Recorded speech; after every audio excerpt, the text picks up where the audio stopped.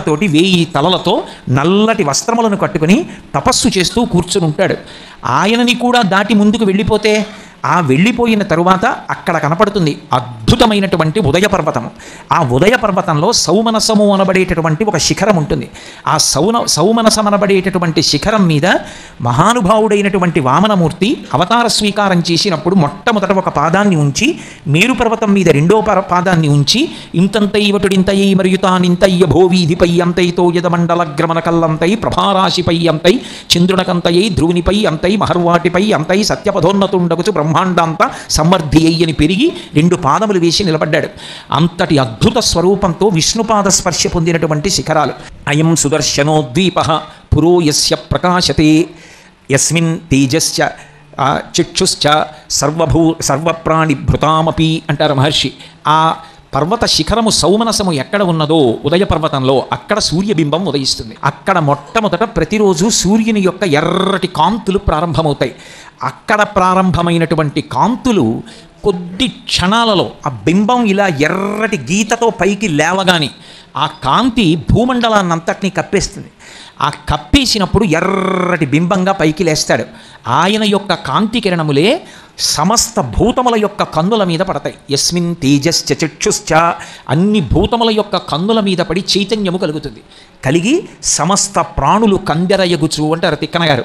అన్ని ప్రాణులు కళ్ళు తెరుస్తాయి. కళ్ళు తెరిచి ఎదురుగుండా ఉండేటటువంటి వస్తువుల్ని చూడడం మొదలు పెడతాయి. ఈ చూడడం మొదలు పెట్టడం అనేటటువంటిది భోగముల యందు సగం భాగం. ప్రత్యేకించి భోగం అనుభవించాడండి అంటారు, సుఖాలు అనుభవించారండి అంటారు. ఆ అనుభవించినటువంటి సుఖాలలో సగం సుఖమంతా దేన్ని ఆశ్రయిస్తుంది అంటే కంటి యొక్క గుడ్డు సూర్యుని యొక్క కిరణముల తేజస్సుని పుచ్చుకోగలిగితే వాడు 50% సుఖాలని పొందుతాడు. లేనినాడు ఈ బ్రహ్మాండమునందు ఎన్ని సుఖములున్నాయో అందులో 50% సుఖాలు వాడికి లేనట్టే. అందుకే సుఖములన్నీ దేన్ని ఆశ్రయిస్తాయంటే సూర్య కిరణమును ఆయన కాంతి కన్ను పుచ్చుకోవడం మీద ఆధారపడి ఉంటుంది. ఎందుకని అంటే మీరు చూడండి, కళ్ళొక్కట్లేవు. భార్యని చూస్తాడా, తల్లిని చూస్తాడా, తండ్రిని చూస్తాడా, కడుపున పుట్టిన బిడ్డల్ని చూస్తాడా, పర్వత శిఖరాలు చూస్తాడా, దేవాలయాన్ని చూస్తాడా, ధ్వజస్తంభాన్ని చూస్తాడా, ఉత్సవమూర్తిని చూస్తాడా, మూల విరాట్ని చూస్తాడా, గురువుగారిని చూస్తాడా, గురువుగారి పాదములు చూస్తాడా, ఏం చూస్తాడు? భోగములలో సగం భోగాలు పోవడం, జీవితంలో భయం, ఈ రెండు దేని చేత ఉంటాయంటే కంటి యొక్క గుడ్డు సూర్యుని యొక్క కిరణమును పుచ్చుకోలేనటువంటి స్థితి చేత. అందుకే ఇన్ని భోగాలకి కారకుడై మహానుభావుడైనటువంటి సూర్యుడు ఆ పర్వత శిఖరం మీద సౌమనస పర్వత శిఖరం మీద ఉదయిస్తాడు. బంగారుతో తయారు చేయబడి ఆ పర్వత శిఖరము పచ్చటి కాంతితో ప్రకాశిస్తూ ఉంటుందిట. ప్రకాశించేటప్పుడు అరుణ కిరణాలతో ఎర్రటి కాంతితో ఆయన ఉదయించినప్పుడు ఆయన కాంతి పడి ఈ బంగారు పర్వత శిఖరము ఆయన యొక్క కాంతి కలిసి ఒక పెద్ద నెగడు, అంటే భోగి మంట వేస్తారే అలాంటి మంట మండుతోందా అన్నట్టుగా ఆ దిక్కంతా కూడా ఎర్రబడుతుంది. అదే అరుణోదయము అని పిలుస్తారు. అంత ఎర్రటి కాంతితో ప్రారంభమవుతుంది. ఎవరు ఆ ఎర్రటి కాంతి వంక చూసి నమస్కారం చేస్తారో వాళ్ళకి ఆ రోజు దురితముల యొక్క ఫలితములుగా రావలసినటువంటి దుష్ఫలితములు ఏ ఉంటాయో వాటన్నిటినీ కూడా చీకట్లను ఎలా చిమ్మేస్తాడో అలా చిమ్మేస్తాడు. చిమ్మి పద్మములను వికసనం చేయిస్తాడు. సూర్యకిరణం పడితే పద్మం వికసిస్తుంది. పద్మమునందు ఎవరుంటారంటే లక్ష్మీదేవి ఉంటుంది. లక్ష్మీదేవి యొక్క స్థానములలో ఒకటి పద్మం. ఇంటి తలుపులు తెరిచారనుకోండి, ఇంట్లో ఉన్నాయన బయటకు వస్తాడని గుర్తు. ఇంటి తలుపులు వేసేసాడంటే ఆయన బయటికి రాడు, అందుకు తలుపు వేసుకున్నాడు. ఆయన తలుపులు తీశాడంటే ఆయన బయటికి వస్తాడు, లేదా మీరు లోపలికి వెళ్ళవచ్చు. ఇప్పుడు ఆయనైనా బయటికి వచ్చి మీకు అనుగ్రహిస్తాడు, లేదా మీరైనా వెళ్ళి ఆయన దర్శనం చేసి అనుగ్రహాన్ని పొందొచ్చు. పద్మము వికసనాన్ని పొందింది అంటే లక్ష్మీ యొక్క అనుగ్రహము ప్రారంభమైనది అని గుర్తు. లక్ష్మీ కటాక్షమును కల్పింపగలిగిన వాడెవరు అంటే సూర్యనారాయణమూర్తి ఒక్కడే.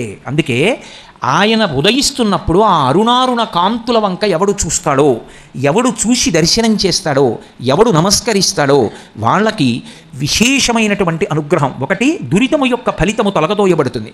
అంటే గత జన్మలలో చేసుకున్న పాపము యొక్క ఫలితము ఇవాళ రావలసి ఉందనుకోండి, అది తొలగిపోవడానికి కారణం ఏది అంటే సూర్యనారాయణమూర్తికి చేసేటటువంటి నమస్కారం. ప్రత్యక్షమైన భగవానుడు, ఎక్కడికి వెళ్ళక్కర్లేదు, మన ఇంట్లో మనం నిలబడి నమస్కారం చేసేయచ్చు.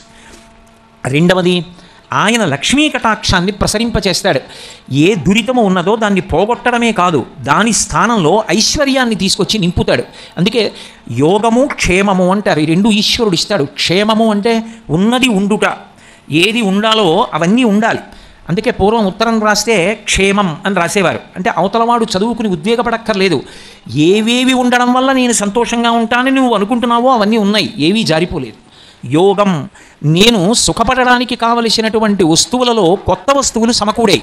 యోగం, ఏదో ఇంతవరకు నాకు ఒక వాహనం లేదు, కాలినడకన వెడుతుండేవాడిని. నేను నిన్న ఒక వాహనం కొనుక్కున్నాను అనుకోండి, ఇప్పుడు నాకు వాహన యోగం పట్టింది, అంటే కొత్తగా నాకు ఒక సుఖం వచ్చింది. యోగమును క్షేమమును ఇవ్వగలిగిన వాడు పరమాత్మ. క్షేమమునకు భంగకరము ఆపద. ఆపద అంటే మన బుద్ధి చేత తప్పించుకోలేనిది, ఈశ్వరుడు మాత్రమే తప్పించగలిగిన దానిని ఆపద అని పిలుస్తారు. ఆ ఆపదను తొలగించగలిగిన వాడెవరు అంటే ఆ అరుణారుణ కాంతులతో ఉన్నటువంటి సూర్యనారాయణమూర్తికి నమస్కారంతో రోజు ప్రారంభం అవ్వాలి.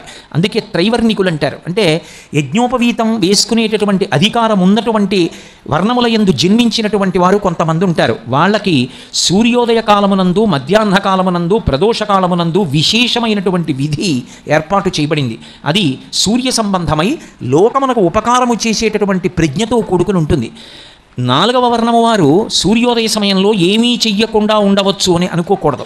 స్కాంద పురాణంలో వ్యాస భగవానుడు సూర్యోదయ సమయంలో తప్పకుండా సూర్యనారాయణమూర్తి వైపు తిరిగి చెయ్యవలసినటువంటి స్తోత్రాన్ని మనకిచ్చాడు. అవి మేము కాకినాడ పట్టణంలో ముద్రణ చేయించి ఇస్తే ఇవాళ ఎంతోమంది ప్రతిరోజు సూర్యోదయానికి చదువుకుంటూ ఉంటారు. ఆ వ్యాస భగవానుడిచ్చిన స్తోత్రం ఏదుందో దానిని 4వ వర్ణం వారు ప్రాతకాలంలో ఆ స్తోత్రం చెయ్యాలి సూర్యానుగ్రహం కోసం. మిగిలినటువంటి ముగ్గురు సంధ్యావందనం చేస్తారు. సంధ్యావందనం ఎందుకు చెయ్యాలి అంటే సంధ్యావందనం కేవలం తన యొక్క ఉన్నతి కొరకు మాత్రమే కాదు. ఆ ముగ్గురికి యజ్ఞోపవీతం ఎందుకు వేస్తారంటే 2 కారణముల చేత వేస్తారు. ఒకటి, ఎంత కష్టం వచ్చినా చచ్చిపోకుండా బతికి లోకానికి మార్గదర్శకుడు కావాలి. ఆత్మహత్య చేసుకోకూడదు. ఎన్ని కష్టాలైనా భరించి నిలబడు, ఏదో ఒకనాటికి నువ్వు అభ్యున్నతిని పొందుతావు. ఇది నిరూపణం చేసి లోకానికి మార్గదర్శనం చెయ్యాలి కష్టాన్ని ఓర్చుకోవడంలో. అందుకే చూడండి, పాండవులు లక్క ఇంట్లో పెట్టి కాల్చేస్తే బయట పడిన తరువాత భిక్షాటన చేసైనా బతికారు, యజ్ఞోపవీతం ఉంది కాబట్టి. ఇంత కష్టం వచ్చింది, ఎందుకు ఈ బతుకని వాళ్ళు ఆత్మహత్య చేసుకోలేదు. మనకి శాస్త్రములన్నీ అవే మాట చెప్తాయి. కళ్యాణి బతగాదేయం లౌకికి ప్రతిభాతిమా ఏతి జీవంతి మానందో నరం వర్ష శతాదపి అంటుంది సీతమ్మ రామాయణంలో. 100 సంవత్సరములు ఆయుర్దాయంతో నిలబడినవాడు ఎన్ని కష్టములు పడనివ్వండి, చిట్ట చివరి క్షణంలోనైనా శుభవార్త వింటాడు. ఓర్పు అనేటటువంటిది అంత అవసరం జీవితంలో. కాబట్టి ఆత్మహత్య చేసుకోకూడదు. లోకమంతా ఎన్ని కష్టాలలో ఉన్నా తాను మార్గదర్శకుడై యజ్ఞోపవీతం ఉన్నవాడు కష్టాన్ని భరించి నిలబడి లోకానికి మార్గదర్శనం చేయించగలిగిన వాడై ఉండాలి. అంతేగాని కష్టం వచ్చిందని వాడే భగవంతుడిని వదిలేశాడు అనుకోండి, ఇంకా మిగిలిన వాళ్ళకి భగవంతుడిని అందించేవాడెవరు, మార్గదర్శనం చేసేవాడెవరు? కాబట్టి శరీరం విడిచిపెట్టకూడదు. 2, సంధ్యావందనం ఎందుకు చెయ్యాలి అంటే సంధ్యావందనం ఎవరికి విధించారంటే లోకోపకారం చెయ్యవలసిన వాళ్ళకి, ప్రతినిత్యం కాయ కష్టం చెయ్యవలసిన అవసరం లేని వాళ్ళకి సంధ్యావందనం వేసింది శాస్త్రం. తప్ప ఏదో పక్షపాతంతో కొంతమందితో సంధ్యావందనం చేయిద్దాం, కొంతమందితో సంధ్యావందనం చేయించద్దు, అది శాస్త్రం యొక్క లక్షణం కాదు. వాళ్ళు కష్టపడి ఉండవలసినటువంటి వాళ్ళు, వాన పడుతోందంటే తెల్లవారకట రైతు పొలానికి పరిగెడతాడు. అతన్ని నువ్వు సంధ్యావందనం చేయాలంటే పంటలు ఎక్కడ పండిస్తాడు, అందరికీ అన్నం ఎక్కడ దొరుకుతుంది? అందుకే అతనికి ఎప్పుడు ఖాళీ దొరికితే అప్పుడు ఒక్కసారి సూర్యనారాయణమూర్తి వైపు తిరిగి స్కాంద పురాణాంతర్గత స్తోత్రం చేస్తాడు. కానీ యజ్ఞోపవీతం ఉన్నవాడు అర్ఘ్యప్రదానం చెయ్యాలి. ఎందుకు అర్ఘ్యప్రదానం చేయాలి? అసలు సూర్యుడికి అర్ఘ్యం ఎందుకు అంత అవసరమైంది? అర్ఘ్యం ఇవ్వకపోతే ఏమవుతుంది?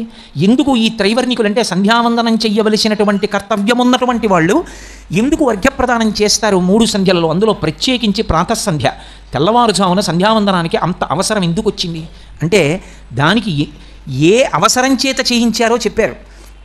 ఆయన సూర్యనారాయణమూర్తి ఉదయించేటప్పుడు ఆయన ఉదయించకుండా చేసేస్తే ఇక లోకములకు కాంతి ఉండదు.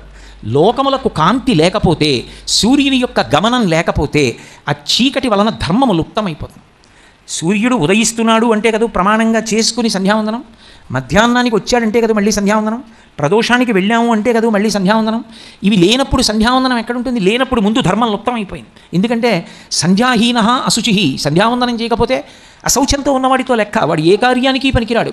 అందుకే ఆ రాక్షసులు ఏం చేస్తారంటే అసలు సూర్యోదయం జరగకూడదు అని చూస్తారు. అలా చూసేటటువంటి రాక్షసులకు మందేహులు అని పేరు.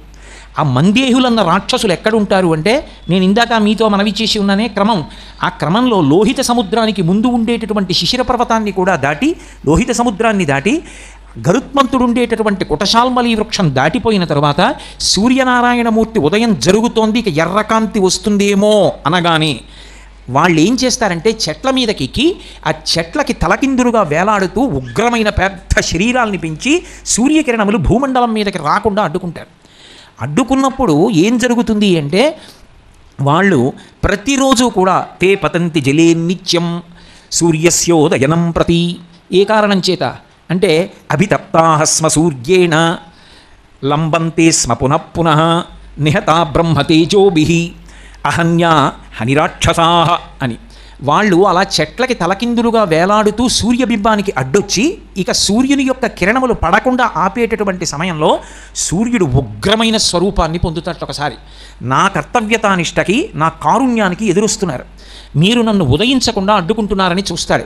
ఆయన అభితప్తాః స్మ సూర్యేణ, ఆయన యొక్క కాంతి చేత తప్తమవుతారు. వాళ్ళు తప్తమై ఆ వేడి భరించలేక చెట్ల కొమ్మలలోంచి ఆ కింద ఉండేటటువంటి సముద్రంలోకి పడిపోతారు, లోహిత సముద్రంలోకి పడిపోయి మళ్ళీ వాళ్ళు తేరుకొని సాయంకాలం అయ్యేటప్పటికి మళ్ళీ చెట్లు ఎక్కుతారు. ఇవాళ కాకపోతే రేపు, రేపైనా ఎలా అడ్డొస్తారు, రేపైనా ఎలా ఉదయిస్తాడు, లోకానికి ధర్మనాశనం చేస్తాం అని రాక్షసులు ప్రారంభమవుతారు. అందుకే అక్కడ కానీ ఇక్కడ కానీ ఎక్కడ కానీ ముందు పాడు చేయాలని చూసేది రాక్షసులే. కాబట్టి ఉత్తిష్టంతో భూత పిశాచాః ఏతే భూమి భారకాః ఏతేషాం అవిరోధేన బ్రహ్మకర్మ సమారభే. మాకు మీకు ఏమీ విరోధం లేదు, మేము బ్రహ్మకర్మ చేద్దాం అనుకుంటున్నాం, మీకు ఇష్టం ఉండదు, తప్పుకోండి అని నీళ్లు చల్లుతారు. అలాగే నిహతా బ్రహ్మతేజోభిః, స్నానం చేసి వచ్చి ఎవరికి గాయత్రీ మంత్రం ఉపదేశం చెయ్యబడిందో, ఎవడు సంధ్యావందనం చెయ్యాలని శాస్త్రం విధించిందో వాడు సంధ్యావందనానికి కూర్చుని అర్ఘ్యాన్ని విడిచిపెడుతున్నప్పుడు, అందుకే అర్ఘ్యప్రదానము బ్రహ్మాస్త్రమే అంది శాస్త్రం. బ్రహ్మాస్త్ర ప్రయోగంతో సమానం ఏది అంటే అర్ఘ్యాన్ని విడిచిపెట్టడమే.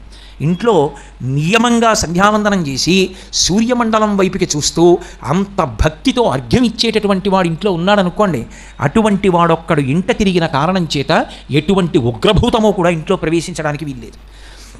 కాబట్టి ఆ నిహతా బ్రహ్మతేజోభిః వాళ్ళు అర్ఘ్యప్రదానం చేసి పళ్ళెంలో నీళ్లు విడిచిపెట్టగానే సూర్యమండలం వైపుకి తిరిగి, అది కేవలం నీటిలో ఉన్న శక్తి కాదు, వాళ్ళు చేసినటువంటి గాయత్రి మంత్రంతో కలిపి విడిచిపెట్టినటువంటి ఆ అర్ఘ్యజలములు, ఆ మంత్రశక్తి 24 బీజాక్షరములు 24 ఋషులతో 24 దేవతలతో ఉంటాయి. అవి ఆ మంత్రాన్ని స్వరంతో చదివి అర్ఘ్యప్రదానం చెయ్యగానే ఈ మంత్రముల యొక్క ప్రకంపనలు అక్కడ వరకు వెళ్ళి వాళ్ళని నిహతా బ్రహ్మతేజోభిః ఒక్క దెబ్బ కొట్టయితే కొట్టేటప్పటిక ఆ మందేహులన్న రాక్షసులు వెనక నుంచి వచ్చినటువంటి ఈ బ్రహ్మతేజస్సుతో మంత్రాన్ని స్వరంతో చదువుతూ విడిచిపెట్టినప్పుడు అర్ఘ్యజలములు విడిచిపెట్టిన సందర్భంలో వచ్చినటువంటి మంత్ర సంబంధమైన స్వర ప్రకంపనల చేత, రెండు ముందు వైపు నుంచి వచ్చినటువంటి సూర్య కిరణముల చేత అభితప్తమై వాళ్ళు పట్టు విడిచిపెట్టి సముద్రంలో పడిపోతారు.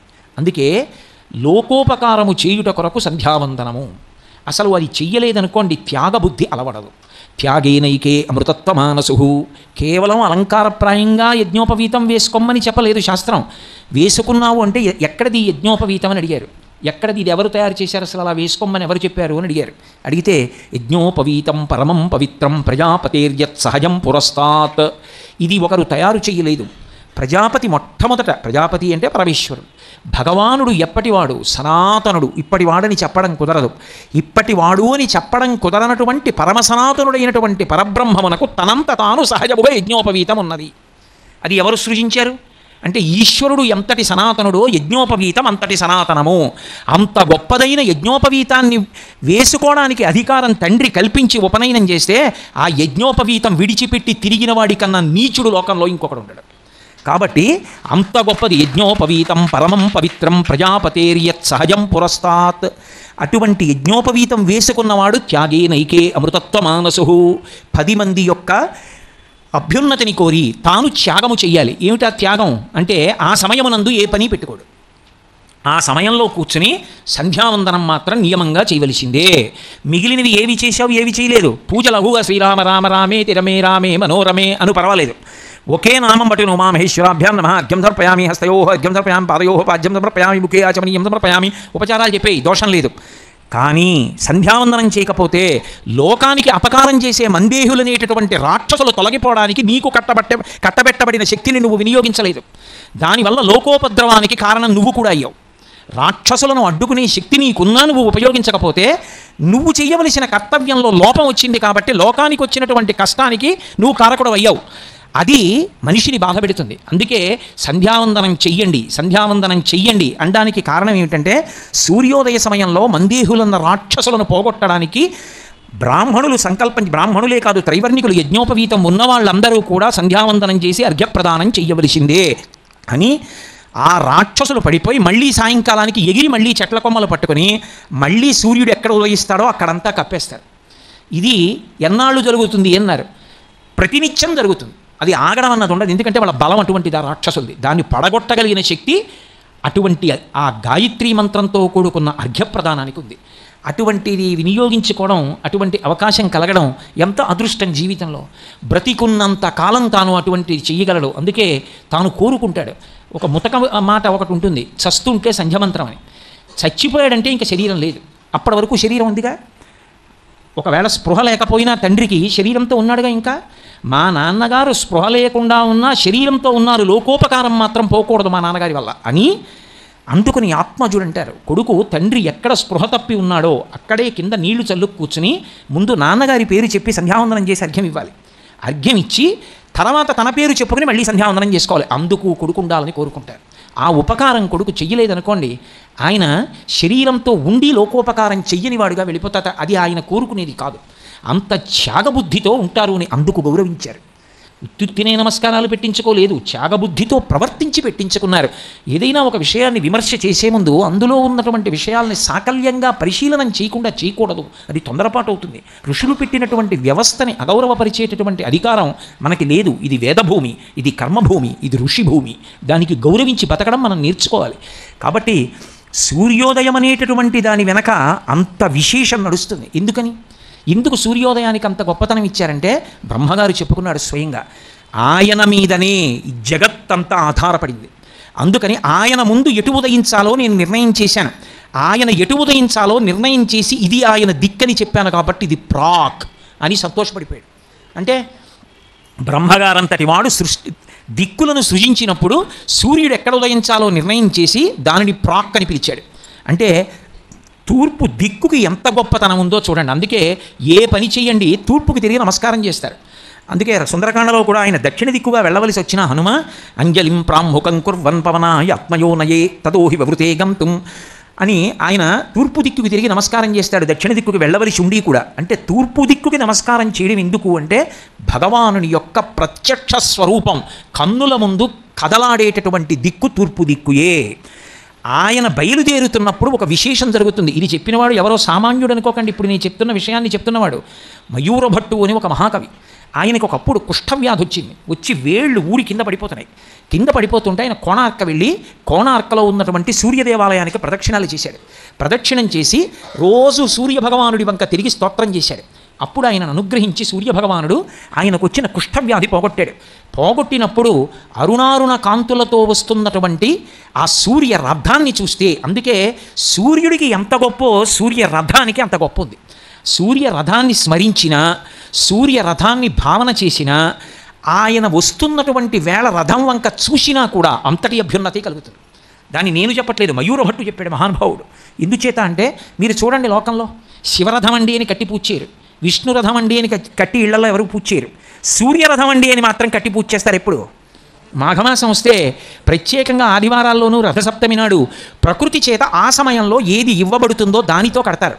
ఆ సమయంలో చిక్కుడుకాయలు ఎక్కువ వస్తాయి.